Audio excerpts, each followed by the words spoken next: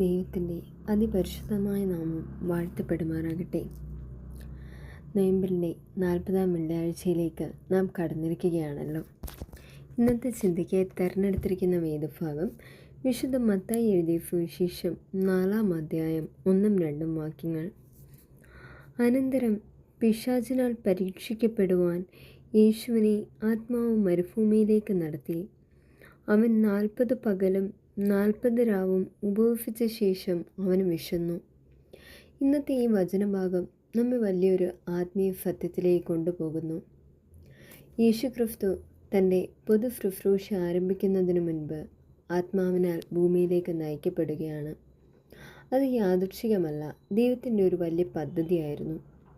മരുഭൂമി എന്ന് പറയുന്നത് എന്തിനെയാണ് സൂചിപ്പിക്കുന്നത്? അത് ഏകാന്തതയാണ്, പരീക്ഷണമാണ്, ശൂന്യതയാണ്. പക്ഷേ അതേസമയം തന്നെ ദൈവത്തോടുള്ള ഏറ്റവും അടുത്തൊരു അനുഭവം കൂടിയാണ്. അതായത് 40 ദിവസം കർത്താവ് അവിടെ ഉപവസിക്കുകയാണ്. ഇത് ശരീരത്തിൻ്റെ മാത്രം ഒരു പട്ടിണിയല്ല, ആത്മാവിൻ്റെ കൂടി തയ്യാറെടുപ്പാണ്. യേശുവിന് വിശന്നു എന്ന് വചനത്തിൽ പറയുന്നുണ്ട്. ആ ഒരു സമയത്ത് സാത്താൻ യേശുവിൻ്റെ അടുത്ത് പറയുന്നുണ്ട്, നീ ദൈവപുത്രനാണെങ്കിൽ കല്ലിനെ അപ്പമാക്കി തീർത്തിട്ട് നിനക്ക് കഴിക്കാമല്ലോ എന്ന്. അപ്പോൾ ദൈവപുത്രൻ അവിടെ പറയുന്നത്, മനുഷ്യൻ അപ്പം കൊണ്ട് മാത്രമല്ല ദൈവത്തിൻ്റെ വായിൽ നിന്നും വീഴുന്ന വചനം കൊണ്ടും ജീവിക്കുന്നു എന്ന് പറയുന്നു. അങ്ങനെ 3 പരീക്ഷണങ്ങളാണ് യേശു അവിടെ നേരിട്ടത്. എന്ന് കഴിഞ്ഞാൽ തന്നെയും യേശു അവിടെ പിടിച്ചു നിന്നു. ഇവിടെ നമുക്ക് 3 കാര്യങ്ങളെ പഠിക്കുവാനായിട്ട് സാധിക്കും. ആത്മീയമായിട്ടുള്ള തയ്യാറെടുപ്പ് അനിവാര്യമാണ്.